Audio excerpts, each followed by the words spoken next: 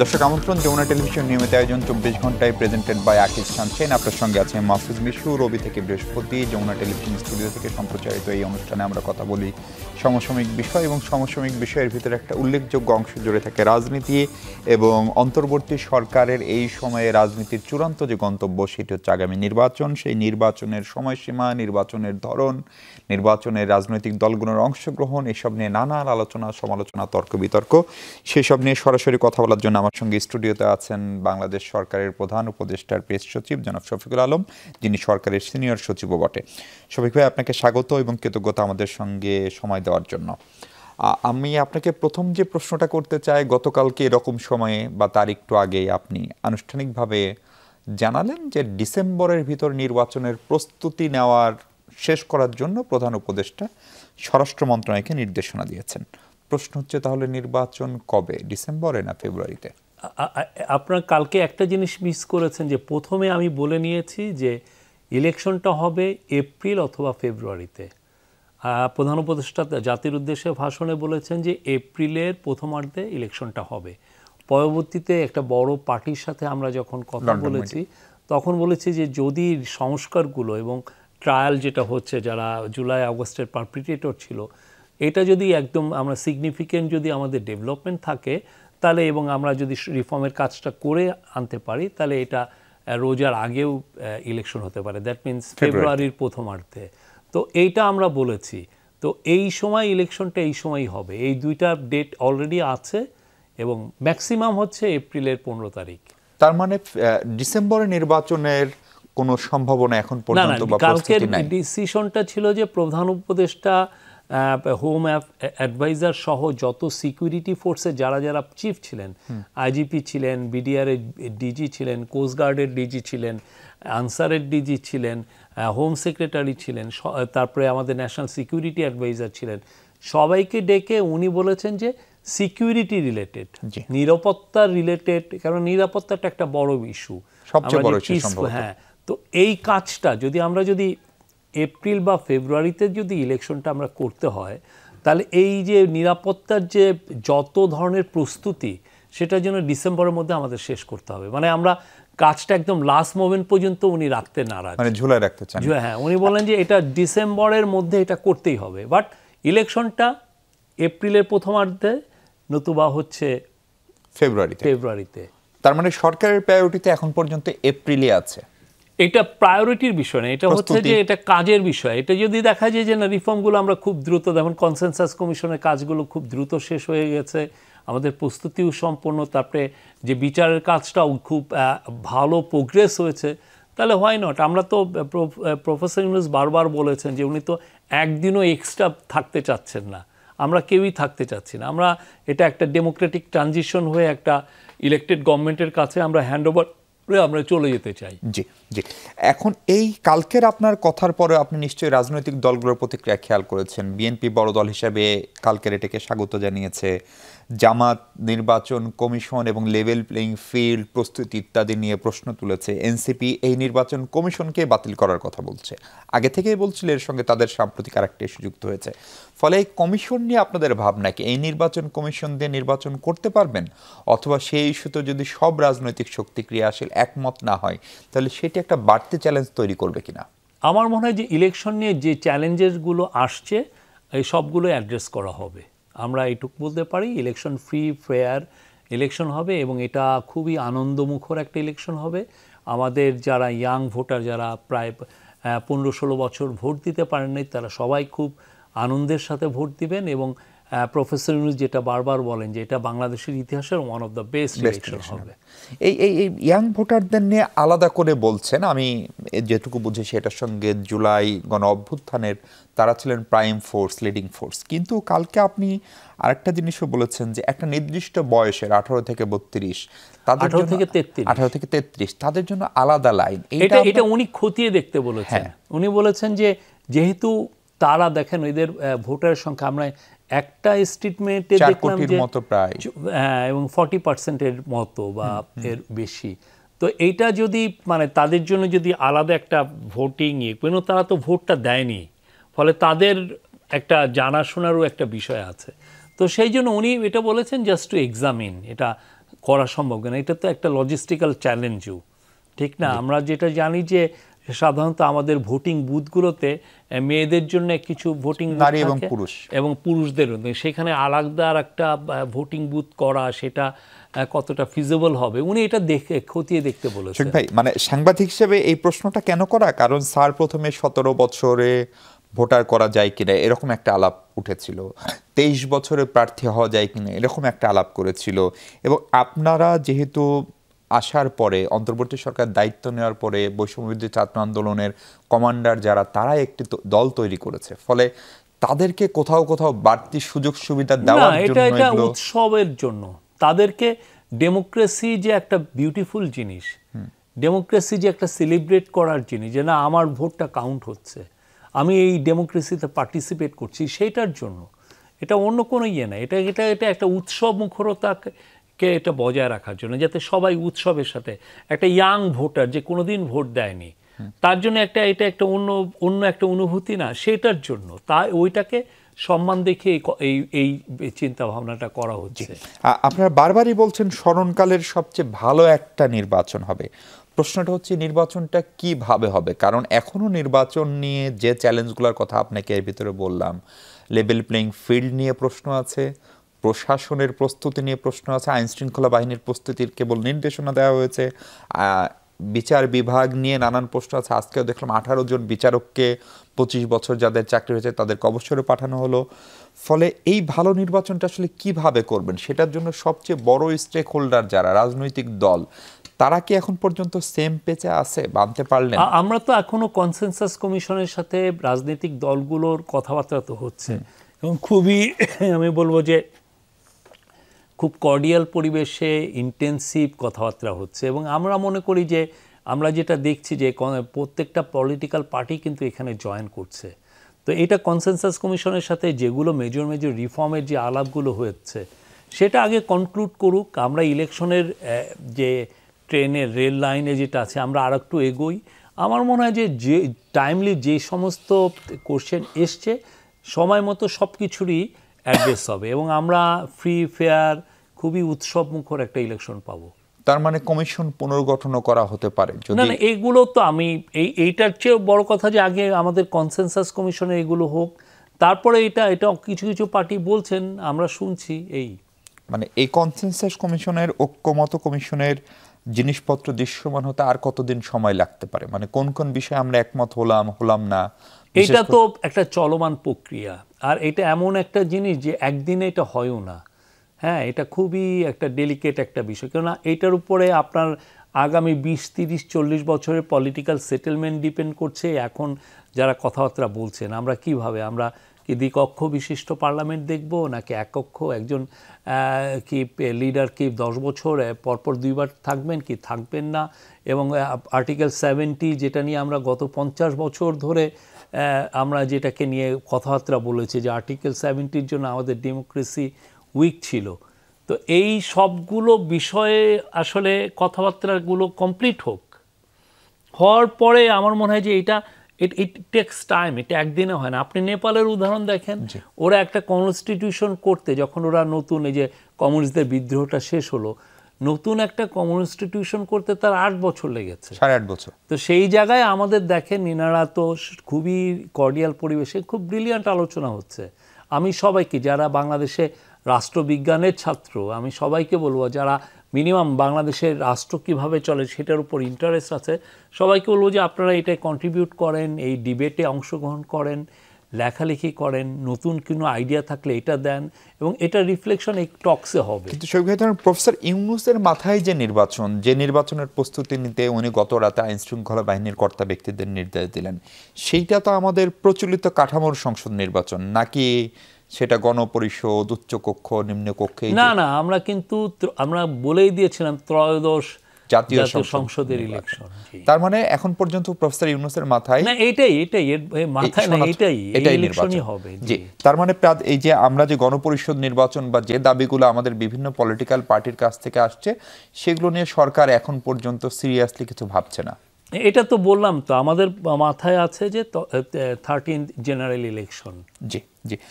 জামাতের একজন শীর্ষস্থানীয় নেতা আজকে বলছেন যে নির্বাচনের আগে, ক্ষমতা হস্তান্তরের আগে পরাশক্তিদের যে ধরনের খেলা হয় বাংলাদেশে সেই খেলা শুরু হয়ে গেছে। আমরা মনে করি না। প্রফেসর ইউনূস নতুন ফরেন পলিসিতে নতুন মাত্রা এনেছেন।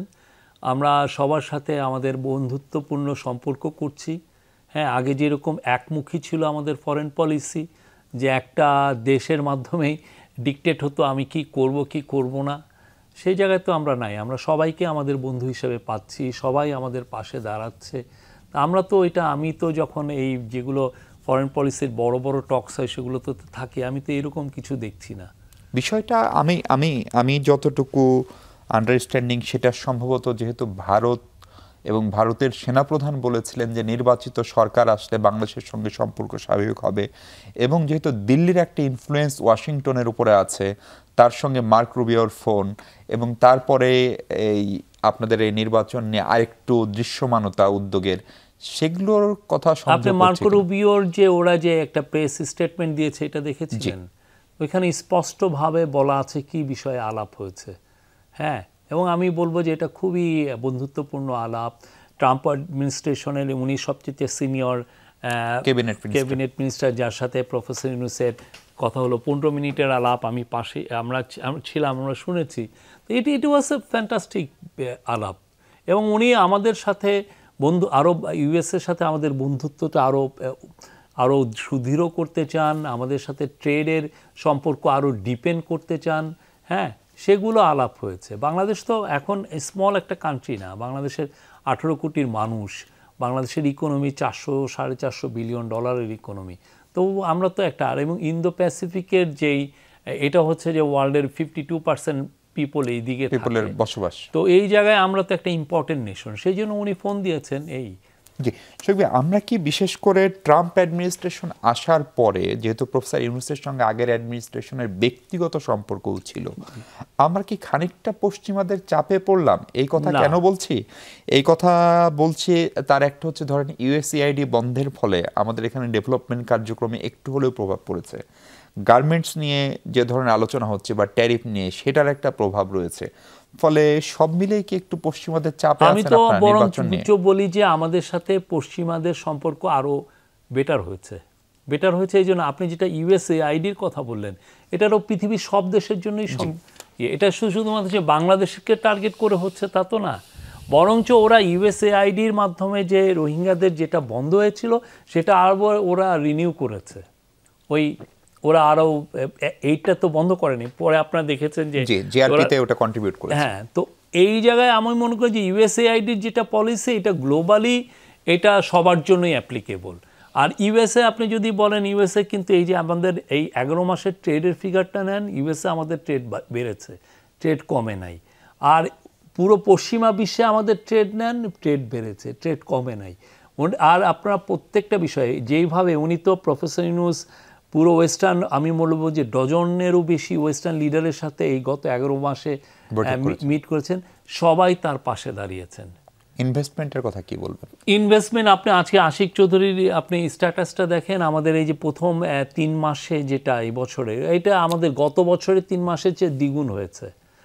একটা কথা কি, অনেকে, আমি এটা টেলিভিশনে আমরা এটা দেখছি যে টক শোতে এসে অনেকে প্রিপেয়ার্ড হয়ে আসেন না। আপনি স্ট্যাটিস্টিকগুলো নেন, ডেটাগুলো নেন, নিয়ে কথা বলেন, এবং ডেটাগুলো আমরা কোনো ম্যানিপুলেট করছি না, আপনার ডেটাগুলো নিয়ে দেখেন। কিন্তু কথা হচ্ছে, আপনি এই এখন যমুনা টিভিতে আছেন, একটু পরে আপনি বাংলা টিভিতে যাবেন, তারপরে আবার যাবেন বাংলা ভিশনে, তারপরে যাবেন হচ্ছে চ্যানেল 24-এ, তখন তো আপনার পড়ার সময়টা থাকে না। আমি সবাইকেই অনুরোধ করব, পড়ে আপনি দেখেন যে আসলে কোথায় আমরা ছিলাম, এখন কোথায় আছি, আমরা কি কোনো ডিস্টর্টেড ফিগার দিচ্ছি কিনা। ভাই, আপনি দীর্ঘদিন সাংবাদিকতা করেছেন, ফলে আমরা যখনই এ ধরনের প্রশ্ন সরকারের কোনো পলিসি মেকারকে বলতাম, তারা কিন্তু আমাদেরকে এই ডেটা, পরিসংখ্যান এগুলোই উত্তরে দিত। এবং তখন আমাকে চ্যালেঞ্জ করেন যে আমি এই ডেটা ভুল দিচ্ছি। মানে আপনি বলছেন যে গত আপনার এই 10-11 মাসে আমাদের foreign direct investment, specially from western countries, আমি উল্লেখযোগ্য বলছি এই পরিমাণে বছরের 3 মাসে, জি শেষ 3 হ্যাঁ, মাসে এই বছর বিষয়কে জানুয়ারি টু আপনি আশিক মার্চ, চৌধুরী জানুয়ারি আজকে to মার্চ, ফেসবুকের জি। স্ট্যাটাসটা আপনি খুলে দেখেন, না, সেটা উনি আমি একদম দেখেছি। ফিগারটা দিয়েছেন। আর যেটা কমেছিল সেটা হচ্ছে জুলাই টু সেপ্টেম্বরের যে কোয়ার্টারটা, যে কোয়ার্টার। আর আপনি জুলাই সেপ্টেম্বরে কি হয়েছে যে দেখেছেন। পরিস্থিতি আমরা জানি। হ্যাঁ, তো ওই ছাড়া অন্যান্য সময় তো আমাদের অবস্থা ভালো ছিল। এটা ডেটা। এখন আপনি যদি মনে করেন যে না জুলাই কোয়ার্টারটাকেও আমি আল টেক ইনটু অ্যাকাউন্ট, তাহলে তো আর কথা থাকে না, একটা পরিষ্কার। বিপ্লব হয়েছে। জি, শফিক ভাই, এই ট্যারিফ নিয়ে যেটা হচ্ছে যুক্তরাষ্ট্রের সঙ্গে, আমরা একটা সময় পেলাম, সময় নিলাম, এবং তারপরে 37 থেকে 35 হলো initially. President Donald Trump professor ইউনুসকে চিঠিও লিখেছেন আরও 13টি দেশের সরকার প্রধানের সঙ্গে। আমাদের ট্যারিফ কূটনীতিতে আমরা আসলে কতখানি সফল হব এখন যে প্রচেষ্টা চলছে, বিশেষ করে ভিয়েতনামের সঙ্গে কম্পেয়ার করে আমি আপনাকে গল্পটা বলতে বলছি। আমি বলবো যে আপনি ভিয়েতনামের সাথে আমাদের এটা কম্পেয়ার করেন। আমাদের ইকোনমি, আমাদের ট্রেড আমাদের মতো, ঠিক আছে। ভিয়েতনামের ট্রেড আপনি যদি দেখেন, ইউএস এর সাথে ভিয়েতনামের ট্রেড ডেফিসিট হচ্ছে $123 বিলিয়ন, আমাদের সাথে ইউএস এর ট্রেড ডেফিসিট হচ্ছে $7 বিলিয়ন। ভিয়েতনামের পুরো ইকোনমিটাই হলো ট্রেড কেন্দ্রিক, তার পুরো জিডিপির 80% হচ্ছে ট্রেড, 80 বা আরো বেশি। তার প্রোডাক্ট অনেক, না প্রোডাক্ট অনেকের চেয়েও বড় কি কিছু কিছু ইকোনমি, আপনি সাউথ ইস্ট এশিয়া বা ইস্টার্ন এশিয়ার কান্ট্রিগুলোর মূল জিনিসই হচ্ছে যে তারা অনেক বেশি, তার যে ইকোনমির যে সক্ষমতা তার চেয়ে অনেক বেশি ট্রেড করে। এটা ওদের এটা স্ট্র্যাটেজি, এটা ওদের একটা ফিচার ওদের ইকোনমিগুলোর। আর আমাদের এখানে ট্রেড কত, আমাদের টোটাল যে ইকোনমির যে সাইজ, ট্রেড কত 12, 13, 14 বা 15% এরকম। তো ফলে যখন আমি ট্রেড নেগোসিয়েশন যখন করতে হয় তখন অনেক কিছু আমার চিন্তা করতে হয়। আর এর জন্য ইউএস হচ্ছে সব দ্য বিগেস্ট ট্রেড ডেস্টিনেশন, তার পুরো ইকোনমির প্রসপ্যারিটি ডিপেন্ড করছে হলো ইউএসের সাথে তার ট্রেডের উপরে।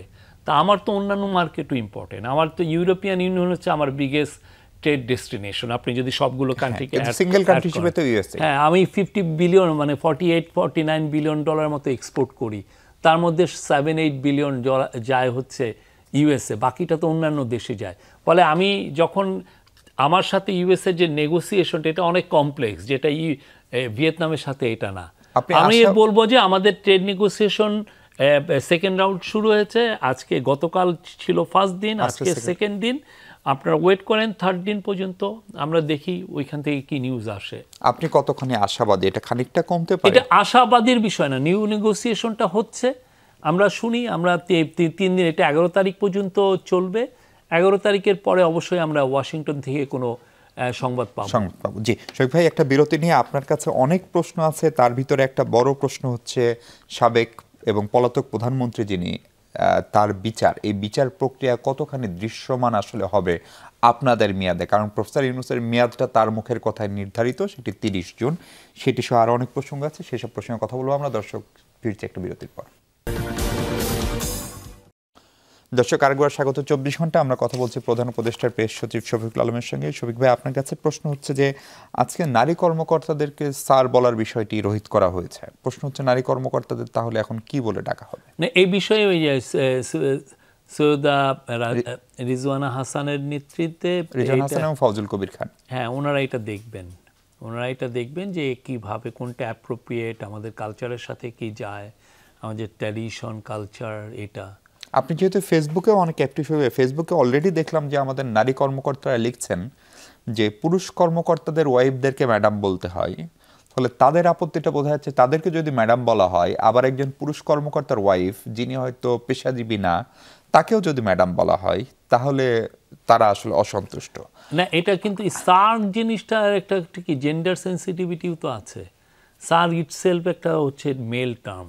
আপনি যে ব্রিটিশ যে ইয়েরা যে স্যার উপাধি দেয়, কোনো মহিলাকে কি স্যার উপাধি দেয় দেখেছেন? নাইটহুড যে দেয়, স্যার ফজলে হাসান আবেদ আমাদের ব্র্যাকের খুবই বিখ্যাত ব্যক্তিত্ব, ঠিক তেমনি ওইখানে ইয়ের জন্য যেটা বলে যে ডিএমই। হ্যাঁ, তা এখানে যেটা হচ্ছে যে ওনারা এটা দেখবেন, এটা সবার সাথে কথা বলবেন, বলে যে কোনটা বাংলাদেশের জন্য সুইটেবল, এই অনারিফিক যেগুলো আছে সেগুলো কোনটা অ্যাপ্রোপ্রিয়েট, সেটা ওনারা দেখবেন। তারা কি শুধু এটাই দেখবেন নাকি? আমি মির্জা ফখরুল ইসলাম আলমগীরের একটা বক্তব্য পড়ছিলাম যে মাননীয়, মহামান্য এগুলো বললেও মানে উনি একজন সিনিয়র পলিটিশিয়ান হিসেবে বলছেন এক ধরনের অহমিকা বোধ মানুষের মধ্যে তৈরি হয়। এই জিনিসগুলো অনেকটা এই সংস্কারগুলোকে আপনাদের পক্ষে করা সম্ভব? এগুলো তো ম্যান্ডেটরি না। এখন কেউ যদি এসে মাননীয় বলেন, মহামান্য বলেন, এটা তো কেমন না, এটা কালচারালেও কিছু শিফটিং দরকার। কালচারালেও আমি এখান থেকে বের হয়ে আসা দরকার। কিন্তু আমরাও তো মাননীয় প্রধান উপদেষ্টা ডক্টর মোহাম্মদ ইউনূস আপনারাও বলছেন। আমরা আমাদের তরফ থেকে তো আমরা এটা কম বলি, আমরা তো সরাসরি বলি। আর উনাকে ইভেন উনি ডক্টর এটাও বলতে মানা করেন, উনি professor Yunus, that's more than enough, ওইটাই বলি। হ্যাঁ, জি জি। সেগুলো আলোচনা হচ্ছে যে ভোটের আগে বিচার, বিশেষ করে বিবিসি গতকালকের যে প্রামাণ্য চিত্র বা সেটা বলি, কিংবা তার আগে জাতিসংঘের ফ্যাক্ট ফাইন্ডিং মিশনের রিপোর্ট, এগুলো তো সরকারের কাছে একটা অকাট্য দলিল আদালতের কাছে। ফলে বিচার আসলে কতখানি দৃশ্যমান আপনারা করতে পারবেন আগামী এই 10 মাসে? না, আমার মনে হয় যে খুবই, আমাদের 10 মাস আমি বলবো না, 7 বা 9 মাস আছে। তো সেই জায়গায় আমরা বলবো যে বিচারের কাজটা আমরা একটা ভালো প্রোগ্রেস আমরা দেখতে পারবো। আমাদের মেন যে ইস্যুটা সেটা হচ্ছে যে বিচারটা তো শুধু করলেই হবে না, এই বিচারটাকে আসলে এটা কি ইন্টারন্যাশনালি অ্যাকসেপ্টেড কিনা এবং ট্রাস্টেডও হইতে হবে। এটা সবাইকে আমরা এই যে বিচারটা হচ্ছে এটা কি ডিউ প্রসেস মেনে হচ্ছে কিনা, আমি তাড়াহুড়া করছি কিনা, আমরা এমনভাবে বিচারটা করি যাতে এটা ইন্টারন্যাশনালি যে কেউ একটা টপ লয়ার এসে বলবে যে না, এই বিচারটা তারা ঠিক সব নিয়ম কানুন মেনে এই বিচারটা হয়েছে। জি, আপনি নিশ্চয় আজকে দেখেছেন যে আদালতে পুলিশের সাবেক যিনি প্রধান তিনি রাজসাক্ষী হতে চেয়েছেন। ফলে একজন কি বলে পুলিশের আওতায় থাকা, হাজতে থাকা একজন আসামি এবং যিনি পুলিশের প্রধান এরকম স্পর্শকাতর জায়গায় ছিলেন, তিনি যখন এরকম সময় রাজসাক্ষী হতে চান, এটা কোনো স্বেচ্ছায় চাইলেন নাকি এটা নিয়ে অদূর ভবিষ্যতে কোনো প্রশ্ন উঠবে? লয়ারকে জিজ্ঞেস করেন। আমরা এরকম অনেক ঘটনা দেখেছি দেশে, আমরা জজমিয়া নাটক বা ফলে যে ঘর পোড়া গরু সিঁদুর মেঘ দেখলে ভয় পায় মতো। ওনার লয়ারকে জিজ্ঞেস করেন, উনি তো জজমিয়া না, ঠিক না, উনি তো পুলিশের আইজিপি। হ্যাঁ, উনি আইনের লোক ছিলেন, ঠিক না, আইন শৃঙ্খলা বাহিনীর একটা প্রধান ছিলেন। হ্যাঁ, তো ওনার যে লয়ার আছে তাদেরকে জিজ্ঞেস করেন। হ্যাঁ, রাজসাক্ষী তো কেউ মানে আন্ডার ডিউরেস তো আপনি রাজসাক্ষী বানাতে পারেন না, পারেন? হ্যাঁ, তুমি আমার হয়েই বলবা। যেটা বাংলাদেশে যেটা প্রচলিত ছিল যে পুলিশ বা ইয়েরা অনেককে জোর করে মাথায় AK-47 ঠেকিয়ে আমরা দেখেছি যে তাদেরতে কনফেশন স্টেটমেন্ট নেওয়া। এখানে তো পুরো জিনিসটা পুরো পাবলিকের সামনে ট্রায়ালটা হবে, উনি ওইখানে দাঁড়িয়ে বলবেন। এখানে কেউ কি বলবে আপনি এটা এইভাবে বলেন? উনি ওনার যেটা কনসায়েন্স, ওনার বিবেকের তাড়নায় উনি এই কাজটা করেছেন। ওনার বিবেকে ওনাকে বলছে এটা, কারণ গত জুলাই অগাস্টে যা হয়েছে এটা কারো বিবেকে এটা মানে যা নাড়া দেয়নি, এটা সে তো যার বিবেকে নাড়া দেয়নি সে একটা অমানুষ। তা আমি বলবো যে এইটা উনি ওনার বিবেকের তাড়নায় এই কাজটা করেন। সেটাই আমরাও বিশ্বাস করতে চাই, কিন্তু আপনাকে যে কারণে জিজ্ঞেস করা, কারণ এটা নিয়ে পরবর্তীতে কোনো প্রশ্ন উঠবে কিনা, এটা এই জন্য ওনাকেই আপনারা জিজ্ঞেস করবেন, ওনার লয়ারকে জিজ্ঞেস করবেন। জি শফিক ভাই, এই আমরা দেখলাম যে দুটো ঈদের সময় প্রফেসর ইউনূস যখন নামাজ পড়েন, তারপরে 5 বছর স্যার আপনাকে চাই, কিংবা ছাত্রদের ভিতরে কেউ কেউ বিশেষ করে সার্জিস আলম তিনি লিখলেন, এখন আর এই আওয়াজগুলা সামাজিক যোগাযোগ মাধ্যমে নেই। ফলে আপনার সরকারের বা প্রফেসর ইউনূসের সরকারের জনপ্রিয়তা কমলো নাকি আপনারা আগে থাকতে চেয়েছেন এখন থাকতে চান না, বা ঘটনাটা আসলে কি? না, এটা 5 বছর চাচ্ছে কি না, আমরা তো আমাদের কথাগুলো প্রফেসর ইউনূস প্রথমে আমার মনে হয় সেকেন্ড না থার্ড বার যখন বক্তৃতা দিলেন উনি কিন্তু বলেই দিয়েছেন যে আমরা ডিসেম্বর থেকে জুনের মধ্যে ইলেকশনটা হবে। উনি ওনার মার্কারটা তো তখনই টেনে দিয়েছেন, কিন্তু এই জিনিসটা তো প্রথম থেকেই ছিল। অনেকেই বললো যে আপনারা থাকেন 5 বছর, কোনো সময় একটা ঢেউটা বেশি উঠে, কোনো সময় বাট আমাদের কথা হচ্ছে যে উনি বারবার বলেছেন, এবং পরবর্তীতে লাস্ট যেটা স্পিচে উনি একদম সুনির্দিষ্ট ডেটও বলে দিয়েছেন যে এপ্রিলের প্রথম হাফে, একদম স্পষ্ট। এবং তারপরে যখন একটা বড় পার্টির সাথে আমরা কথা বললাম তখন এটাও আপনারা দেখেছেন যে বলা হয়েছে যে মানে রোজার আগেও হতে পারে, প্রোভাইডেড এই কাজ যদি হয়, সংস্কার এবং বিচার। জি জি ভাই, আমরা চাই যে আমরা ইলেকশনটা আমাদের যে কাজগুলো ইকোনমি, যে মূল তো কাজ হচ্ছে রিফর্ম, ট্রায়াল এবং ইলেকশন। রিফর্মের কাজগুলো অনেক জায়গায় অনেক বেশি, অনেক কাজ হয়েছে। আমরা এগুলো সবগুলো পাবলিশ করব কি কি কাজ আমরা করেছি। তারপরে ট্রায়ালের জায়গাটা আপনারা দেখেছেন যথেষ্ট দৃশ্যমান হয়েছে, ট্রায়াল কি কি হচ্ছে। হ্যাঁ, এবং এগুলো শেষ করে আমরা ইলেকশনটা দিতে চাই। কেননা আমাদের পুরো এই ইন্টারিম গভর্নমেন্টের কাজটা হচ্ছে ডেমোক্রেটিক ট্রানজিশনটাকে স্মুথলি করা, স্মুথলি যাতে আমরা একটা ডেমোক্রেটিক্যালি ইলেক্টেড গভর্নমেন্টের কাছে আমরা পাওয়ারটা হ্যান্ডওভার করে আমাদের দায়িত্ব থেকে আমরা চলে যেতে চাই। এটা একটা দায়িত্ব ছিল, খুবই একটা কঠিন দায়িত্ব।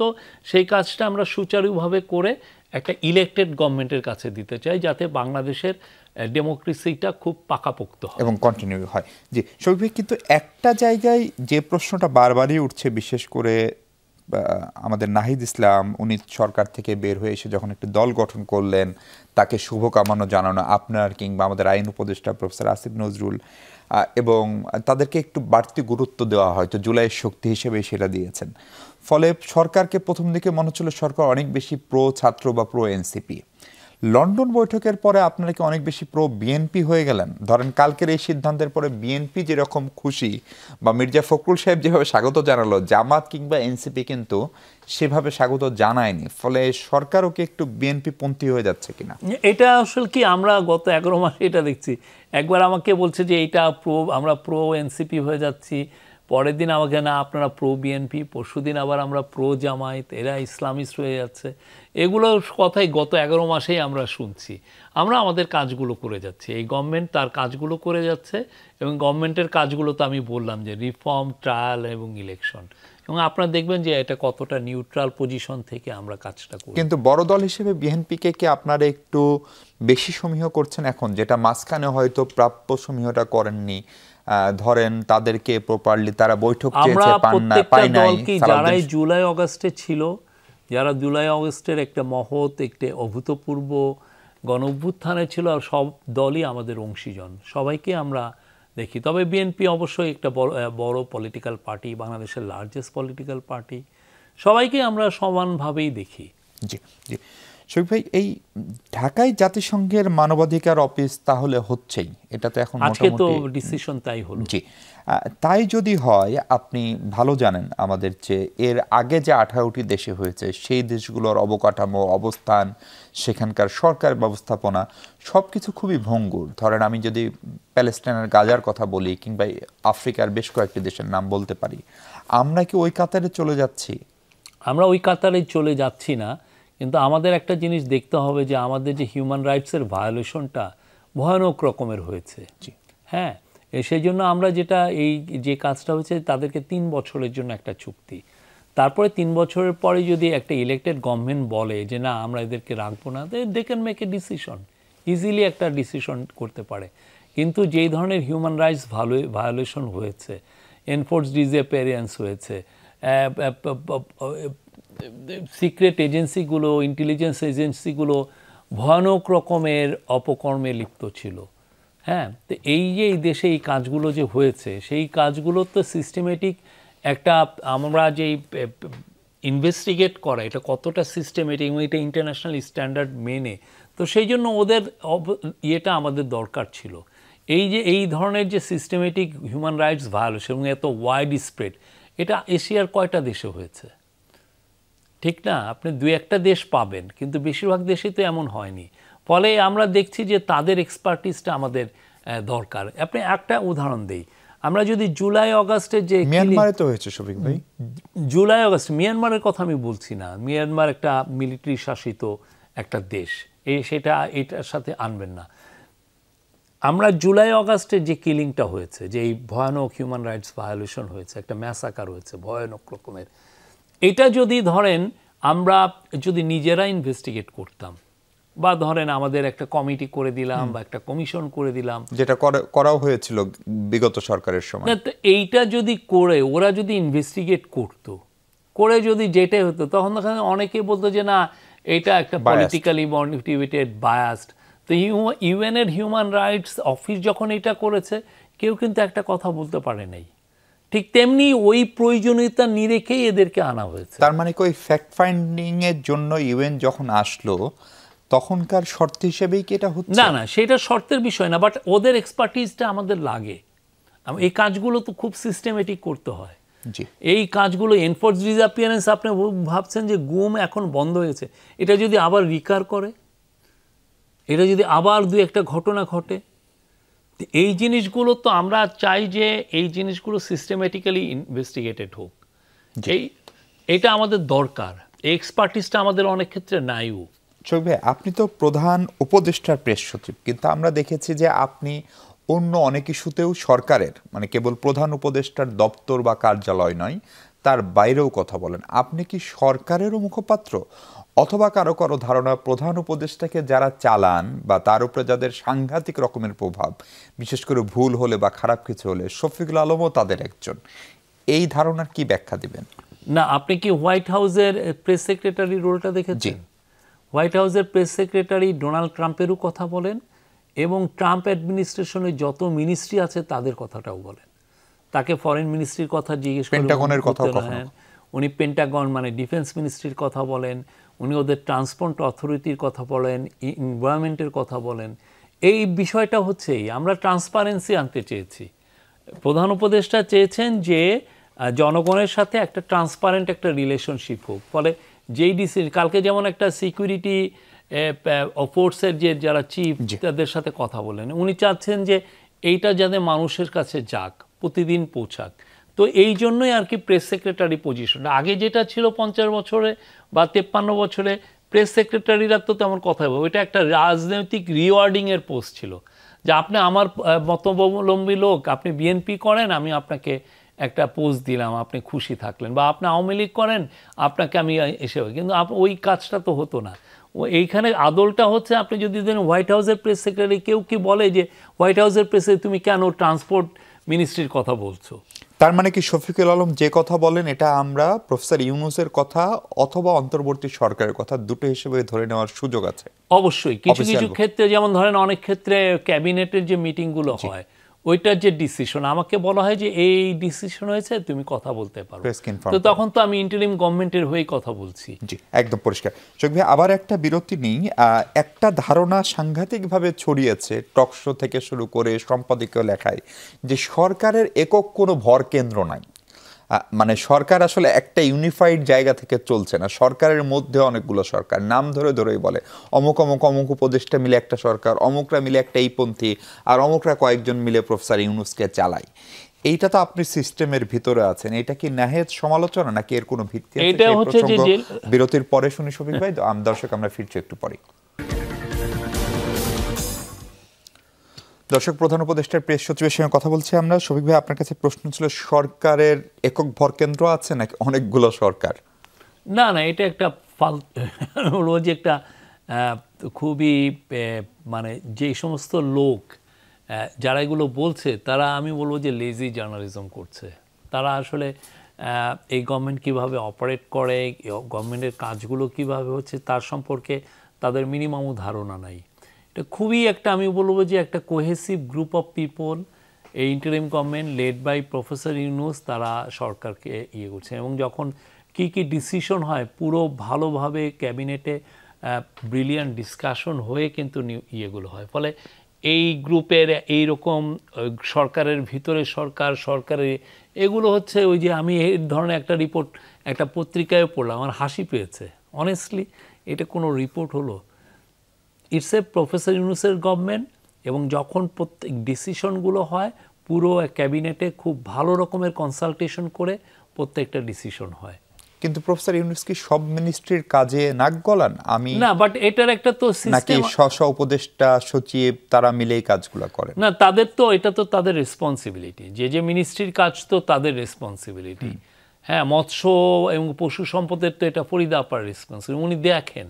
কিন্তু কথা হচ্ছে যখন কি ডিসিশন, মেজর ডিসিশনগুলো যখন হয়, হ্যাঁ, তখন তো ক্যাবিনেটে একটা ভালো আলোচনা হয়, হওয়ার পরে ইয়ে হয়। ধরেন একটা কথা খুবই আলোচনা হয় যে পররাষ্ট্র মন্ত্রণালয় কোনো দৃশ্যপটে নাই, এটি ধরেন প্রধান উপদেষ্টার চীন সফর আপনি বলেন, জাপান সফর বলেন, কিংবা এই যে ধরেন আপনার মার্কিন যুক্তরাষ্ট্রের সঙ্গে যে এখন যে আমাদের ট্রেড নেগোসিয়েশন হচ্ছে, এই জায়গাগুলোতে কি নাকি পররাষ্ট্র মন্ত্রণালয়ের অভিভাবক অনেকজন বলে এটা হচ্ছে? ওইখানে তো আমাদের ইউএসএ যে আমাদের যে অ্যাম্বাসেডার আছেন, উনি তো এটার সাথে জড়িত, উনি এখানে এই পুরো টক্সের মধ্যে তো আছেন। ইউএসের সাথে আমাদের যে সম্পর্ক, এই পুরো ট্রেড টক্সটা গ্লোবালি হচ্ছে কমার্স মিনিস্ট্রির কাজ, এটা ফরেন মিনিস্ট্রির কাজ না। ফরেন মিনিস্ট্রি এটা ফ্যাসিলিটেট করেন, বিকজ এটা খুবই একটা টেকনিক্যাল সাবজেক্ট। কিন্তু এটা কি সিকিউরিটি অ্যাডভাইজারেরও কাজ? সিকিউরিটি অ্যাডভাইজার, এটা সিকিউরিটি অ্যাসপেক্ট আছে এখানে। আচ্ছা, এটা অনেকগুলো সিকিউরিটি এক্সপেক্ট, আপনি অনেক বিষয় আছে। যে আপনি যে সাউথ কোরিয়া যে গিয়েছে, সাউথ কোরিয়ার security, national security adviser part of the delegation, জাপানেরও এটা পার্ট অফ দ্য ডেলিগেশন। তো আমি বলতে পারি যে এটা আপনাকে যেহেতু এইখানে টক্সটা আপনি কনক্লুড করুক, আমি আপনাকে এটা পুরো ডিটেলস বলতে পারবো। জি জি। সুখ ভাই, আমরা কি রাজনৈতিকভাবে এবং সরকারিভাবে চীনের দিকে অনেক বেশি হেলে পড়ছি কিনা? এটার একটা বড় কারণ হচ্ছে ভারতের সঙ্গে গেল সরকারের অতি সম্পর্ক, এবং এখন সেই সম্পর্কের একটা শীতল পর্যায়ে যাচ্ছে। না, আমরা বলবো যে আমাদের পররাষ্ট্রনীতিতে শেখ হাসিনার অটোক্রেটিক রেজিমের সময় এক ধরনের ইমব্যালেন্স তৈরি হয়েছিল, আমাদের একমুখী ছিল, হ্যাঁ, কিবলাটা একদিকেই ছিল। তো আমরা এখানে ব্যালেন্সটা আনার চেষ্টা করছি, আমরা সবার সাথে সমান সম্পর্ক করার চেষ্টা করছি। আমাদের সাথে ইউএসের সম্পর্ক খুব ভালো জায়গায় গেছে, দেখেন মার্কো রুবিও ফোন দিয়েছেন। তারপরে আমাদের চীনের সাথে আমাদের সম্পর্ক ভালো গিয়েছে। জাপানে গিয়েছেন, সেইখানে উনি খুবই, হি ওয়াজ ট্রিটেড লাইক ওনাকে খুব বড় রকমের সম্মান দেখানো হয়েছে। তারপরে ড্যাভোসে ওলাফ শুলজের সাথে সম্পর্ক হয়েছে। ইউকেতে যে ইউকের কিং চার্লস ওনাকে অ্যাওয়ার্ড দিয়েছেন, তার সাথে 35 মিনিটের একটা 1-to-1 মিটিং হয়েছে। আমরা তো বলবো যে সবার সাথেই উনি যেই জিনিসটা ছিল না আগে, আমাদের একমুখী ছিলাম, একটা দেশ কেন্দ্রিক, একটা জায়গা কেন্দ্রিক আমাদের ফরেন পলিসি রিভলভ করতো। সেই জায়গায় আমরা বলবো যে আমরা গ্লোবালে একটা ব্যালেন্স আনার চেষ্টা করছে সরকার। কিন্তু আমি বলছিলাম রাজনৈতিকভাবে আপনি যদি দেখেন যে বিএনপি একাধিকবার, বিএনপির শীর্ষ নেতারা চীন সফর করেছেন, জামাতের আগে সফর করেছেন, জামাতের আমির আবার যাচ্ছেন বা আজকে বোধহয় গেলেন।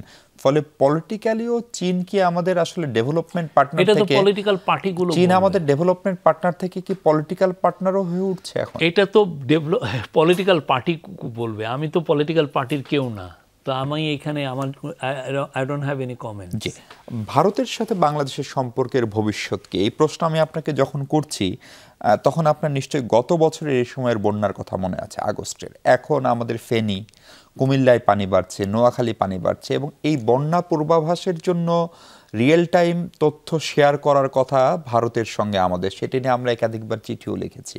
সেটা পুরোপুরি হচ্ছে না বলে আমরা জানি। আমাদের একটা যৌথ নদী কমিশন আছে, সেটার বৈঠক করা যাচ্ছে না বা হয়নি। আমাদের তিস্তার চুক্তি তো হয়নি, গঙ্গা পানি চুক্তির মেয়াদ শেষ হচ্ছে। ফলে এগুলো তো আমাদের লাইফ লাইন, এগ্রিকালচারের, আমাদের জীবনের। ফলে ভারতের সঙ্গে সম্পর্কটাকে আপনারা কোন দিকে রেখে যাবেন শেষ পর্যন্ত? আমরা চাই ভারতের সাথে আমাদের সম্পর্ক বেস্ট অফ রিলেশনশিপ হোক, মানে একটা খুবই ভালো জায়গায় যাক। কারণ ভারত হচ্ছে আমার সারা জীবনের নেইবার, ভারত তো চলে যাবে না, এবং ভারতের সাথে আমাদের টোটাল যে বর্ডার তার 3/4 হচ্ছে ভারতের সাথে। তো আমরা চাই তাদের সাথে সম্পর্কটা একটু ভালো পর্যায়ে যাক, তাদের সাথে আমাদের ট্রেডের রিলেশনশিপটা ভালো হোক।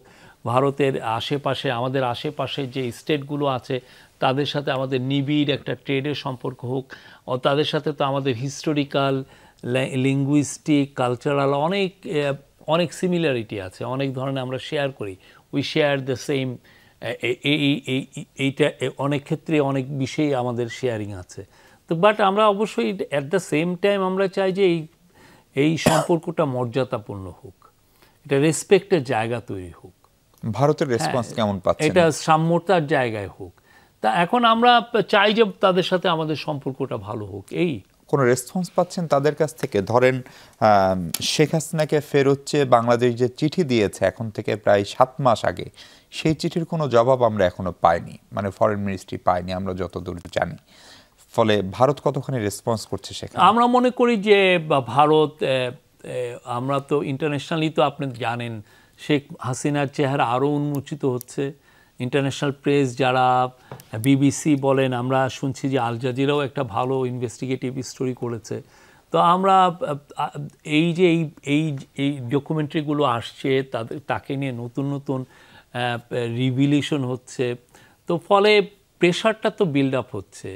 হাসিনাকে একদিন না একদিন দিতে হবেই, তাকে এসে বাংলাদেশে বিচারের সম্মুখীন তার হতেই হবে। এখানে এটার আমরা কোনো দেখছি না। এটা হবে, এটা আজ না হোক কালকে হবে, আমাদের সময় না হোক পরের গভর্নমেন্টের সময়। আর এটা হচ্ছে আমাদের পুরো বাংলাদেশের মানুষের চাওয়া।